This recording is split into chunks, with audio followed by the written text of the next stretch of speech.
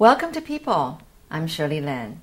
My guest today is Jiang Jingpo, or also known as Paul, and he is a conductor and founder of Musicaux. I hope I'm saying it right. That's fine. Well, welcome, Paul. It's my pleasure. Yes. Now, you are a conductor. Yes. And a founder of a symphony orchestra, you would say? Yes. Okay. In Chinese, it's 乐心之始, right? All right. Now, that's a very unusual name. It is, I guess. But it means just enjoying music in the moment. Yeah? Am I interpreting it right? I would say it's more like moments that music really happens. Ah, moments that music really happens. By which I mean when the music coming from the performers are making an actual connection with the listeners, with the audience. Of course, of course. No. Well, let's go way back. How did you get into music? Are you from a very musical family? Not at all. No. My mother is a dentist. Oh. My dad was a painter. Yeah. That's artistic. Yeah, but neither In a of different them way. Is musical. Yeah. Yeah, that's true. Yeah. But according to my mom, I was first put on a piano bench. Okay. And I stayed for 1 minute. And then I was put on, a cello was given to me. Again, according to my mom, I stayed for 3 minutes. Okay. How old were you then? I was 4, I think. Wow, Yeah. only 4. Okay. 4, yes. And then? And then finally, when I was given the violin, apparently I played on and on. So, This is a very interesting story. Very interesting. Your mom wanted you to get musical.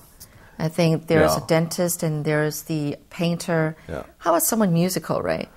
Ah, that's so funny. Yes, so you start with the violin. Yes. At the age of 4? 4, yes. Okay. How was that experience? Did you enjoy it every moment? I don't recall any moments of disliking it, so I guess I enjoyed it. Okay. Yeah. Because I learned the piano myself. And after 2 years, I absolutely hated it.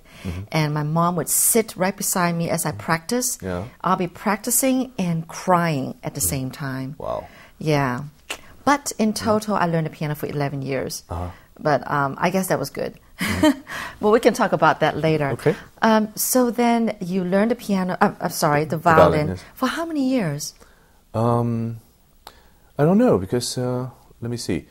When I was 5, I went to the States with my dad for 1 year.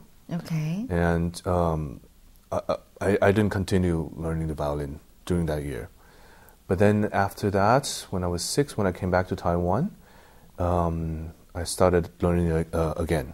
Okay. And from that point on until when I finished my bachelor's degree at USC, this was continuous. So. Okay. Yeah. So you still play the violin now? Yes. Oh, all right, all right. Yeah. So at what point you switched to conducting, and why conducting? Okay. Actually, that's a big question. Because I always liked the violin, and even nowadays, I still consider the string quartet to be the pinnacle of music making for me. Yeah. Because actually once I was talking to the concertmaster of Berlin Philharmonic, and I simply asked him, do you think it's possible for a symphony orchestra as great as Berlin Philharmonic to reach the level of perfection and refinement of a good string quartet? Okay. And he said, don't think about it. Oh, why is that? It's a little bit difficult to explain. Okay, but, I suppose. But I guess the easiest way to explain is that for a symphony orchestra simply has too many people, Yeah. too many ideas, and the sonority of the orchestra is more of that of the grandiose approach. Even when it plays pianissimo, the harmonic structure or the extension of the harmonies is not going to be as clean and as perfect as when 4 string instruments are playing together very well. Oh. So that said, I'm trying to tell you guys that for me, string quartet is still my favorite my favorite way of making music. But conducting is something that I got interested in very early on. Yeah. It was in my teens, actually. Okay. I was about 14, 15. And just suddenly one day I felt playing the violin was not enough for me. Oh, okay. You have bigger dreams. Yeah. It's not... saying that doesn't mean the violin is easy or I consider it easy. It's not at all. I agree. Yeah, it's a Mount Everest to conquer. Yeah. I agree. My younger brother learned the violin, so yeah.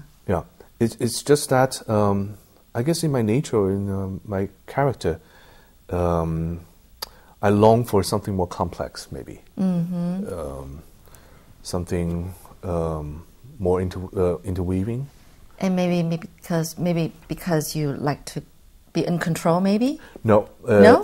I knew I was going to say that. You mean conducting is not taking control? It is. Okay. It is. But it's just like like management, There are many ways of controlling and managing, That is true. Yeah, you can be a tyrant. Yes. You can be super easygoing, but still have things in control. Okay.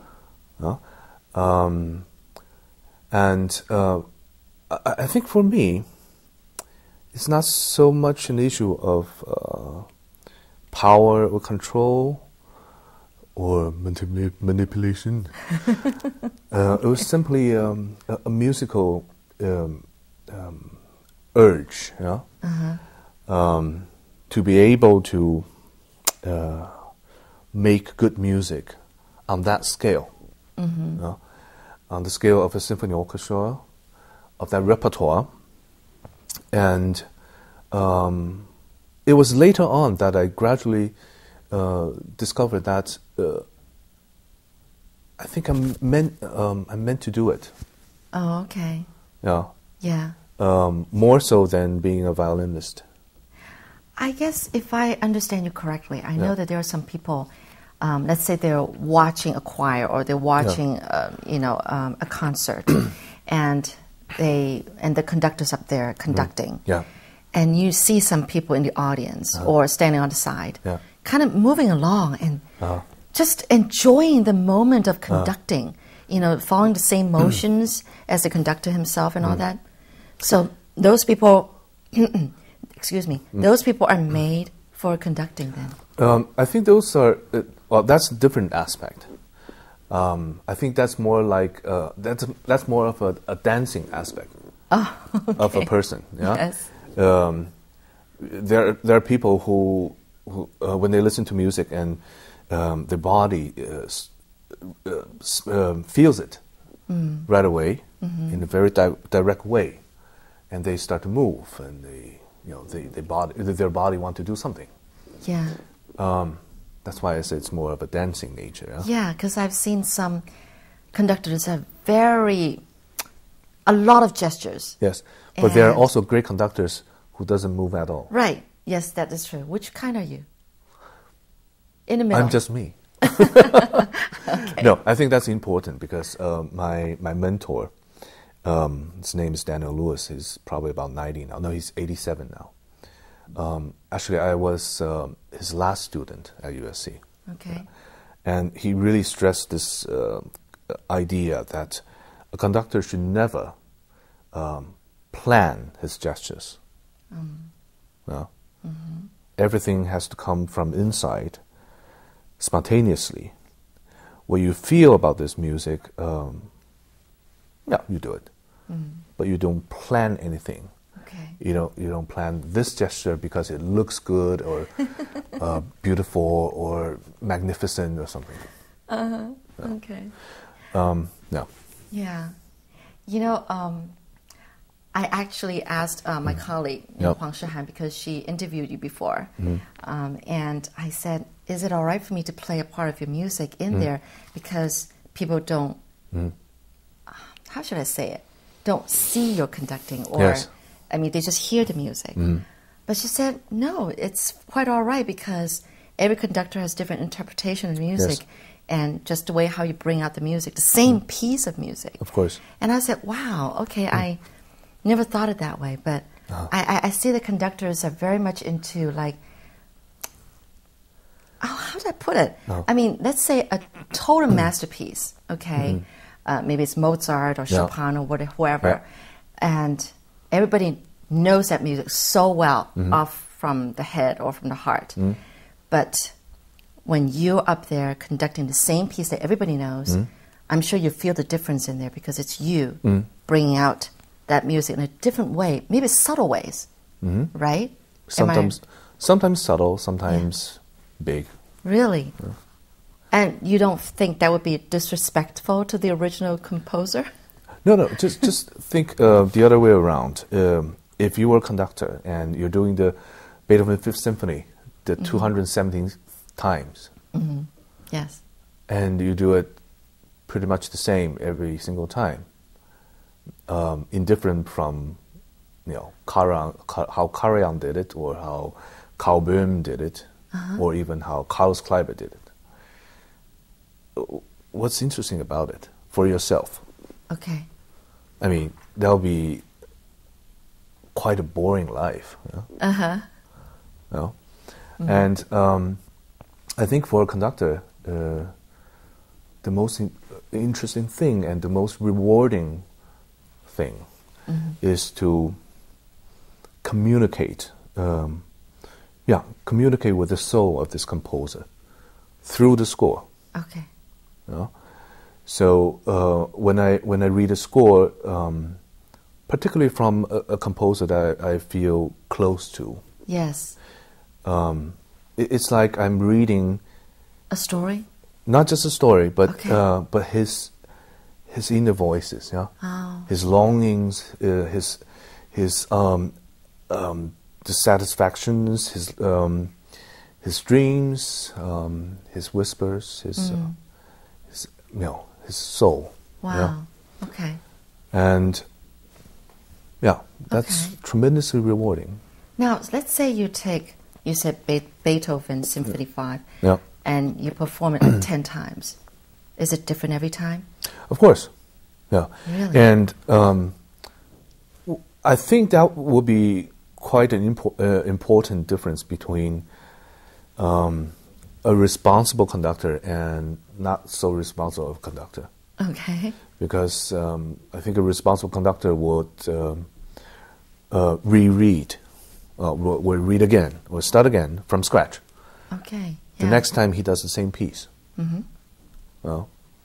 Especially when you're facing a masterpiece. That's absolutely necessary. You have to erase everything and start from scratch. Okay. Yeah. I don't know. It's probably a little bit like when you are tasting cuisine. Okay. You can tell the difference whether the chef puts his heart into it, into the cuisine, into the dishes. Okay. Yeah. Yeah. You can tell the difference if there's love in it, or there's not, and just routine preparation of that dish. Right.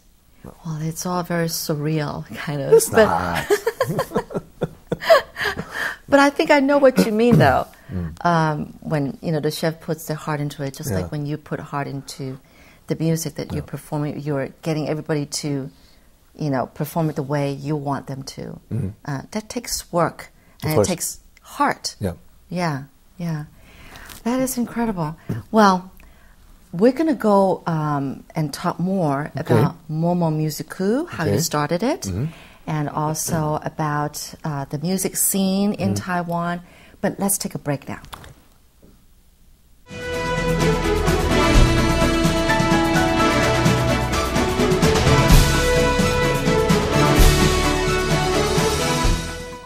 Welcome back to People. I'm Shirley Lin. My guest today is Jangjingpo, or Paul, and he's the conductor and founder of Musicaux, a symphony orchestra. Well, first of all, before we go on further talking about the symphony orchestra, I'm curious to know if you ever got interested in pop music. On and off. On and off, okay. Yeah, well, I shouldn't say on and off. It's more like I don't put my energy into researching it. Okay. But if a certain good pop song just come across into my life, and I love it. Yeah. Okay. Yeah. And you'll set it as the ringer of your mobile phone. Maybe. Yeah. Okay. Like whiter shade than pale. Whiter pale. What is it called? Procol. Okay. Yeah. Anyway. Sorry. Okay. It's 60s song. Okay. So, all right. How did you start Musicaux?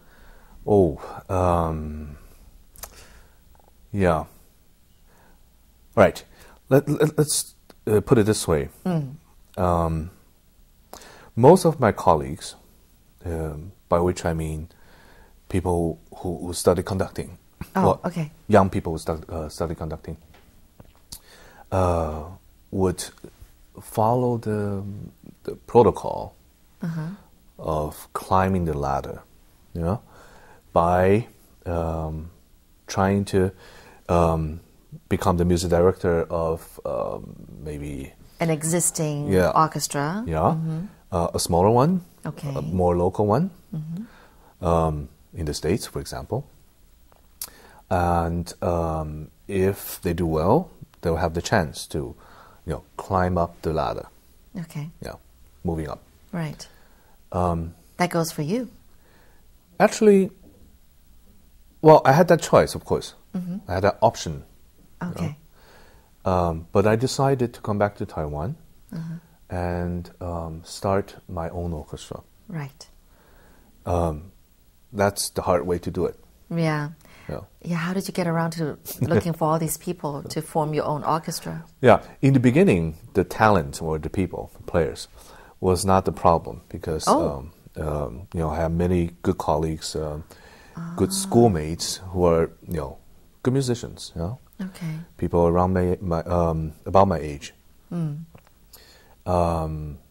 who also had ideals. So the first step, of course, was to find and collect these people. Yeah. So I had my founding members ready, and I started to look for sponsorship, and also a venue, a place to rehearse. And once all these elements were in place, we just went. Yeah. And the reason I decided to do it, decided to start my own orchestra instead of, climbing the ladder was because I had a very strong call of doing things the way I wanted. Yeah, sure. I think that pretty much goes for all of us. Yeah, and I also saw myself perhaps more not qualified or equipped, but more suitable in various senses to be able to do this in Taiwan. Yeah. So, that's basically how I started it. Well, the reason I started it. Yeah. And how many years has it been now? 12. 12 years. Wow. Now, looking at Taiwan, and I think it's been, how do I put it, sort of the trend where Taiwanese parents tend to, force their children to learn some kind of mostly, and we're talking about mostly classical musical instruments, whether it's the violin or the piano. And, my family was exactly like that. I learned the pianos at the starting at the age of 6 or 7. And my younger brother played the violin. And we actually did perform and kind of like in contests and came in 3rd place. I accompanied my brother on the violin. And but it's nerve-wracking. It's always nerve-wracking. Yes. And I remember when I was learning the piano, we would always have the recital once every year. And you never get used to it.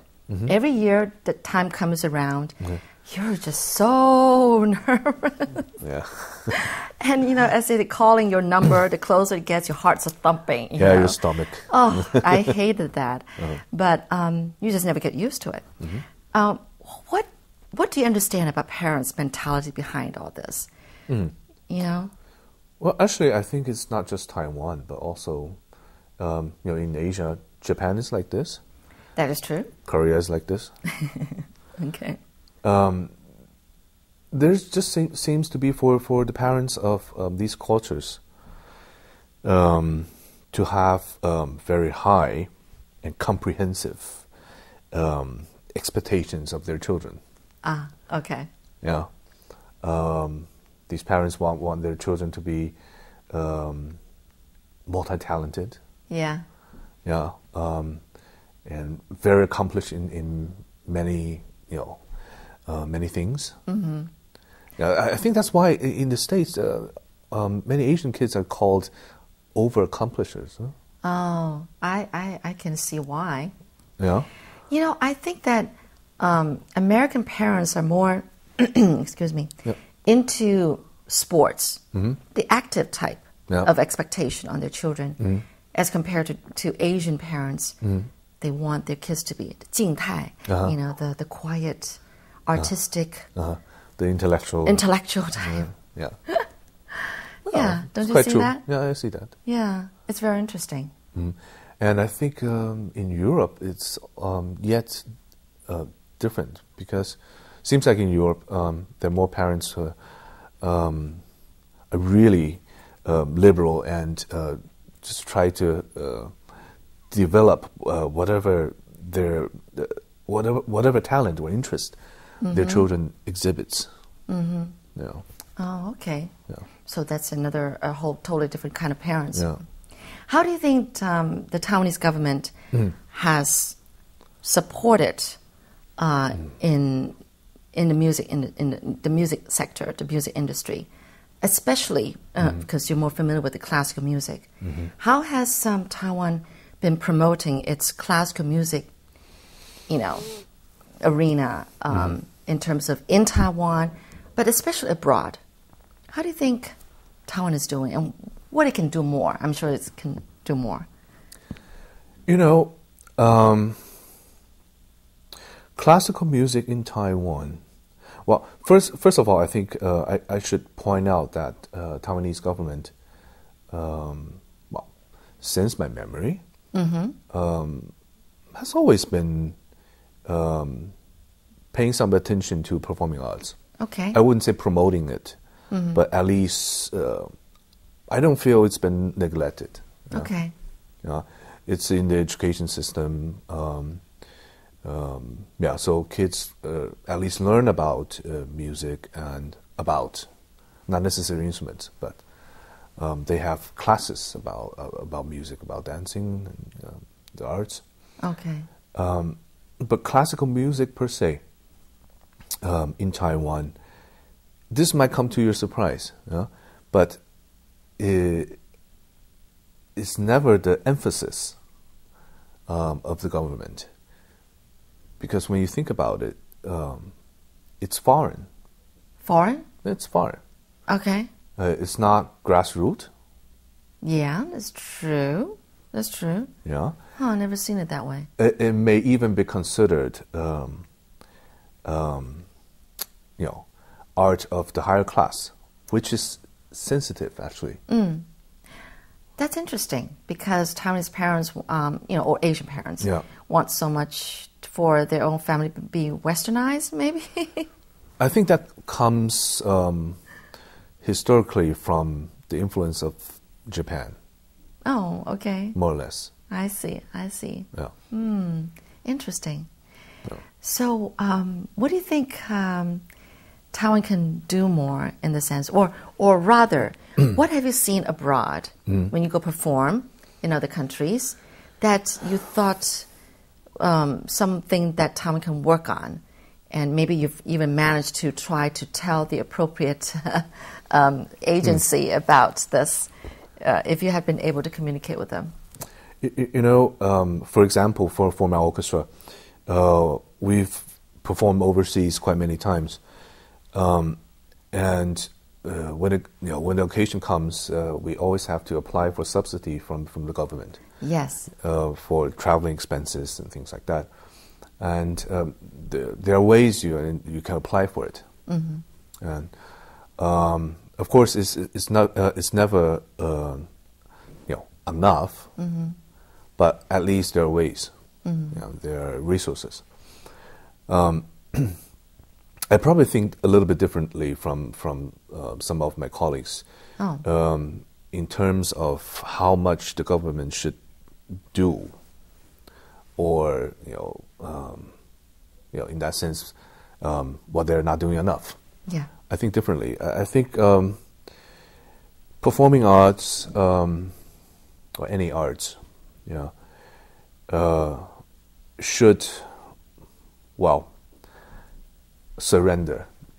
Oh, okay. To the reality of all right. Market. Yes. Yeah, and there's no excuse. Yeah, you just have to find your ways to convince people that what you do or what you perform is worthy of their attention. Yeah, worthy of their spending.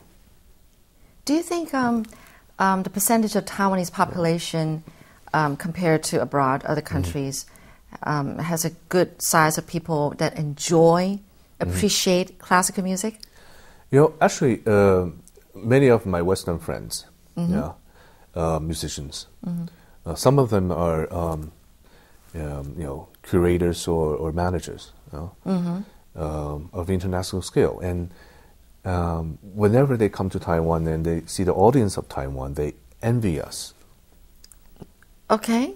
Yeah, because they see a lot of young people, young audience. Oh. Yeah. Because in the States or in Europe, in the concert hall, in the opera houses, mostly older people. It's all white or gray hairs. Huh? I see. Yeah. Interesting. There's pros and cons about this. Oh, okay. Yeah. Cons for Taiwan is that even though we have this younger audience, but they are not the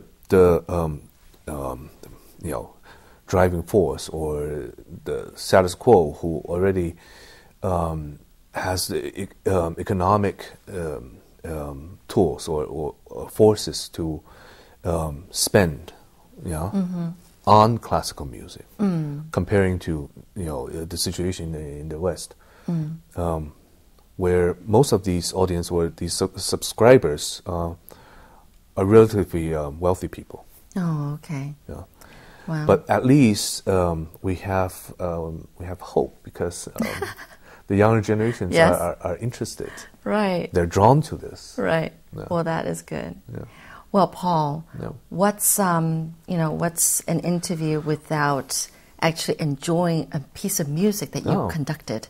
So I've learned so much from you, Paul. Thank you so much for your interesting stories and your insights into the Taiwanese market. Good luck in whatever you're promoting and all that you're doing, and keep up that moment Musicaux. Yes, and please tell us what's a piece that we're going to be enjoying right after this. Let's put something more contrasting. Okay. To our conversation. Okay. Something heavy. Yeah, sure. Let's do Mahler Fifth Symphony. All right. No. Okay. Yeah. That's it. Okay. All right. Thank you, Paul. Okay, thank you. And thank you so much for watching, people. Thank you. I'm Shirley Lin, and please enjoy Mahler What is that again? Fifth Symphony. Mahler's Fifth Symphony.